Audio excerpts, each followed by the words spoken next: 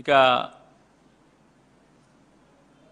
రెండవ సంఘటన ఇది నిన్నదైతే ఇవాళ చంద్రబాబు నాయుడు గారి ప్రభుత్వం ఎంత బరితెగింపుకి తెగించిందంటే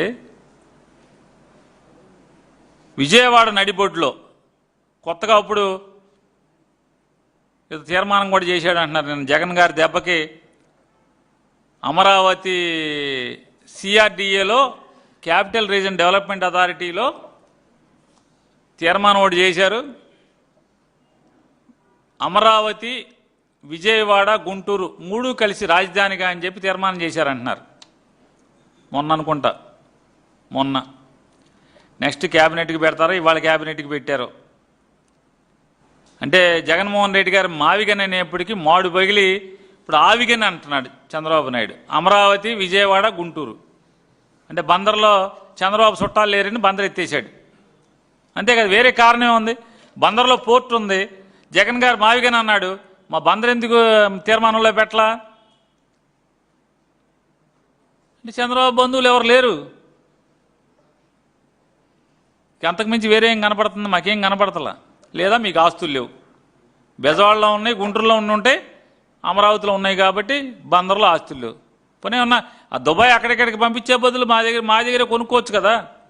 సింగపూర్ దుబాయ్ డబ్బులు మూటలు పంపించే బదులు మమ్మల్ని కూడా పెట్టండి.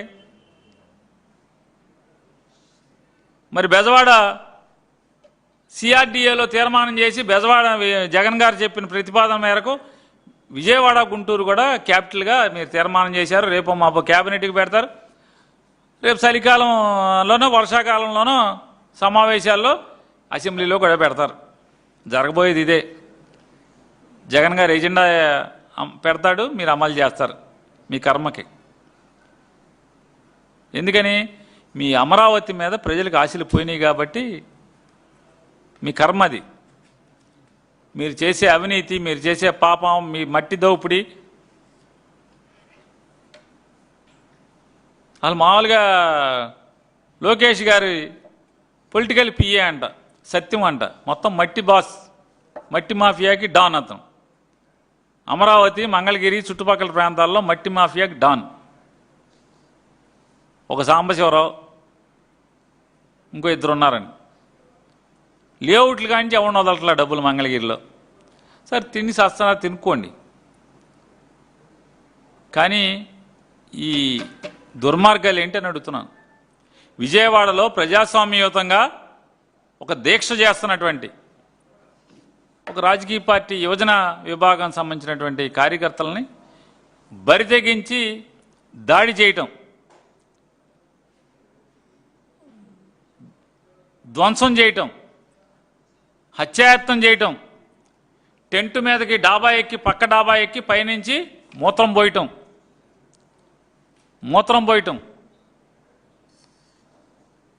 విజయవాడ సిపి గారు చిట్టు బాసు విజయవాడలో లా అండ్ ఆర్డర్ స్థితి, ఇది లా అండ్ ఆర్డర్కి వచ్చిన కర్మ ఇది. విజయవాడ సిపి గారు, మీ ఏలుబడిలో ఏం జరుగుతుంది? అరే విజయవాడ అంటే అసలు కంబైన్డ్ స్టేట్ నుంచి ఈరోజు దాకా విజయవాడ పోలీస్ అంటే శబాష్ అనేవాళ్ళు. ఎవడైనా నేరం జరగటానికి చాలా కష్టమైన పరిస్థితులు ఉండేవి. లా అండ్ ఆర్డర్ గాడి తప్పటం అంటే చాలా అవమానంగా భావించేవాళ్ళు అధికారులు, ఆ కుర్చీలో కూర్చున్నవాళ్ళు. ఇవాళ ఏంటి పరిస్థితి ఏంటంటున్నాను. దీక్షా శిబిరం మీదకి బోండా ఉమా అనేటువంటి ఒక ఎమ్మెల్యే ఒక 100 మంది గూండాలను వేసుకుని శిబిరం మీద దాడి చేస్తాడు, షామ్యానా పీకుతాడు, అందరినీ కొడతారు, ఆడవాళ్ళని కొడతారు. అక్కడికి పాపం అనిత ఆవిడ ఎవరన్నారు, హోమ్ మినిస్టర్ గారు, ఆవిడ చెప్పిందిగా చాలా ఏదాని ఫోన్ ఊపితే పోలీసులు వస్తారని. దాంట్లో ఉన్న టెంట్లో వాళ్ళందరూ ప్రాణభయంతో ఫోన్ ఊపారు. పోలీసులు ఎవడో లేడు. ఏమో హోమ్ మినిస్టర్ గారు, ఆ టెంట్లో ఉన్న ఆడవాళ్ళందరూ ఫోన్ ఊపారు, పోలీసే లేడు. ఎమకొట్టుడు కొట్టారు టీడీపీ గూండాలు. అంటే మీ ఫోన్ ఊపితే కూడా ఏం అవదనేది అర్థమవుతుంది కదా. మీరు చిల్లర ఎత్తేటాకి ప్రభుత్వంలో ఉన్నటువంటి మంత్రులు చిల్లరెత్తేటాకి ఇట్లాంటి పథకాలు తప్పితే ప్రజలకు కష్టం వస్తే ఫోన్ ఊపితే పోలీసులు రానేది ఇవాళ బెజవాడలో కనపడుతుంది కదా. దీక్షా శిబిరం మీద బజార్లో నగరం నడిబొడ్డులో మహిళల మీద దాడి జరిగితే ఏది పోలీస్ చర్య? ఏది ఏమైందంటున్నాను. మల్లాది విష్ణు అనే మాజీ శాసనసభ్యుడు ఆ నాయకత్వంలో జరుగుతూ ఉంటే అక్కడ విష్ణు మీద దాడి. గమ్మత్తు ఏంటంటే పోలీసులు విష్ణుని ఎత్తుకెళ్ళిపోతారు. మల్లాది విష్ణు అనే మాజీ శాసనసభ్యుడి గారిని పోలీసులు ఎత్తుకుపోతారు. ఎవరిని ఎత్తుకుపోవాలి? బోండా ఉమాన్ కదా ఎత్తుకుపోవాల్సింది. రౌడీలను కదా తీసుకెళ్లి టాస్క్ ఫోర్స్ వాళ్ళు ఆడవాడు సాయి కృష్ణాన్ని లేపేశారు కదా. మరి సాయి కృష్ణాన్ని ఎందుకు లేపేశారు? రౌడీ అన్నారు, గోండా అన్నారు, ఈనాడు అంది, జ్యోతి అంది, పవన్ కళ్యాణ్ అన్నారు. మరి ఈ గోండాలని మరి లేపేయాలి కదా, బోర్డు కూడా కనపడకుండా. లేపరా? బూడిదక్కర్లా, బొయ్యికి ఇరిగేట అన్నా తీసుకెళ్ళాలి కదా. ఒక్కడిని తీసుకెళ్ళా. ఏంటి ఎందుకు టెంట్లో ఏం చేస్తున్నారు వీళ్ళు? కూర్చుని డిఎస్సిలో జరిగినటువంటి తప్పుడు పనులు, చదువు లేకుండా, డిగ్రీ లేకుండా, ఒక పరీక్ష రాయకుండా, టెట్ రాయకుండా, డిఎస్సి రాయకుండా టీచర్ ఉద్యోగాలకి పాఠాలు చెప్తాకి ఒక సైన్స్, ఒక మ్యాథ్స్, ఒక సోషల్ స్టడీసు, ఒక తెలుగు, ఒక ఇంగ్లీషు పాఠాలు చెప్తాకి, హై స్కూల్లో పాఠాలు చెప్తాకి కూడా టీచర్లుగా నియామకం చేసేస్తున్నారు. ఇది తప్పయ్యా.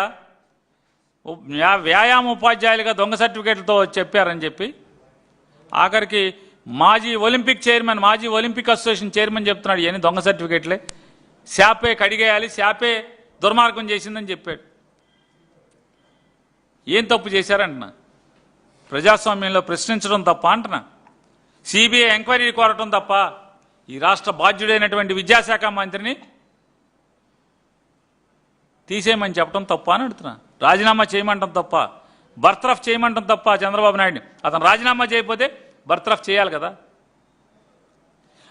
ఆవిడెవరో అమెరికా నుంచి చెప్తుంది మీ మంత్రి నా చెరబట్టాడని చెప్పని.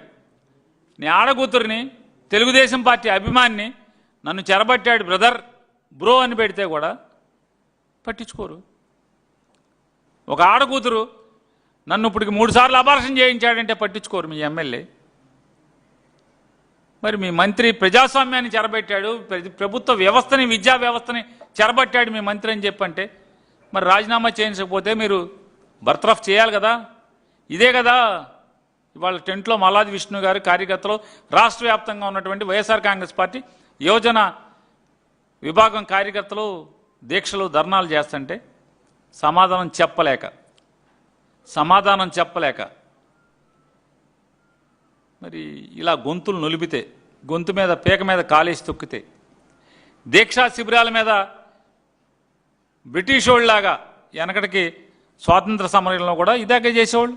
బ్రిటిష్ వాళ్ళు ఏం చేసేవాళ్ళు?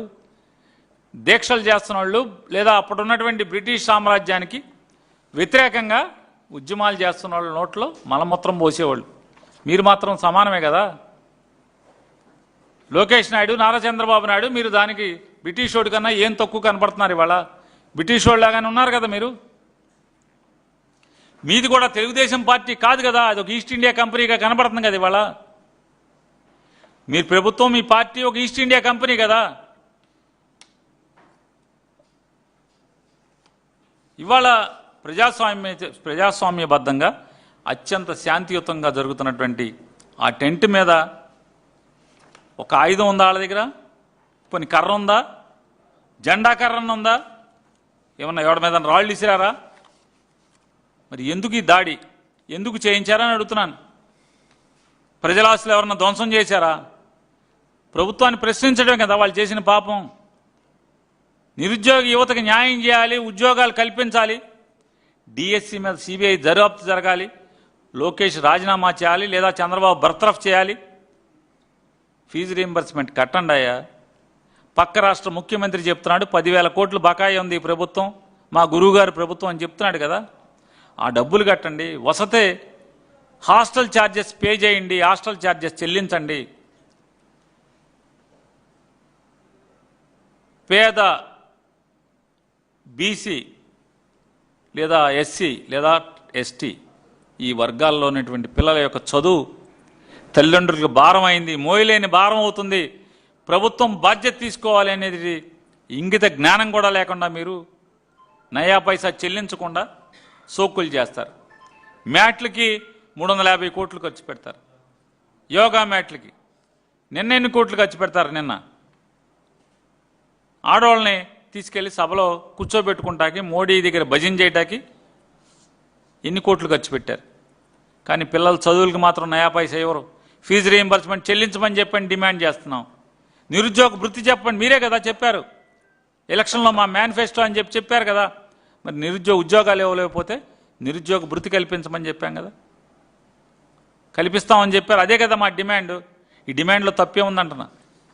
తప్పే ఉందా? మీరు చెప్పినటువంటి ఎలక్షన్ హామీలే కదా మేము అమలు చేయమనేది. ప్రశ్నాపత్రాల లీకేజీ మీద విచారణ కోరడం తప్ప అని అడుగుతున్నాను. ఈ అక్రమాలు ఇన్ని పెట్టుకుంటే ఇందులో బోండావుమా పాత్ర ఏముంది? పావే కదా, చంద్రబాబు నాయుడు చేతిలో పావే కదా బోండావుమా. ఈ రౌడీలందరూ కూడా పావులే కదా. నిన్న ఫ్యామిలీతో ఫోటో దిగాడు చంద్రబాబు నాయుడు దగ్గరికి వెళ్ళి, ఇవాళ దాడి చేశాడు. ఏంటి దాని అర్థం ఏంటి? చంద్రబాబు నాయుడు గారు ఏం చెప్పుంటాడు? బాగుండావమ్మా నీ శీలం పోయింది, శీలాన్ని నిరూపించుకో. ఏం చేయాలి సార్ నిరూపించుకోవాలంటే? ఏదోటి చేసే, బజార్ని పడి వైసీపీ వాళ్ళని ఏదోటి చేసేయమని చెప్పుంటాడు, అంతే కదా. ఎందుకు బరి తెగించాడు బాగుండావమ్మా అని అడుగుతున్నా. మన చంద్రబాబు నాయుడు గారిని మొన్న మంత్రి రాకపోతే తెగదిట్టాడు, కాపుల్ని ఏదో దేనికోలాగా వాడేసుకుంటున్నాడని చెప్పాడు. మళ్ళీ మొన్న ఏం చెప్పాడు? ముద్రగడ గారి విగ్రహం తయారు చేయించి దాన్ని ఎందుకు దాచేశాడు బోండావమ్మ? విజయవాడ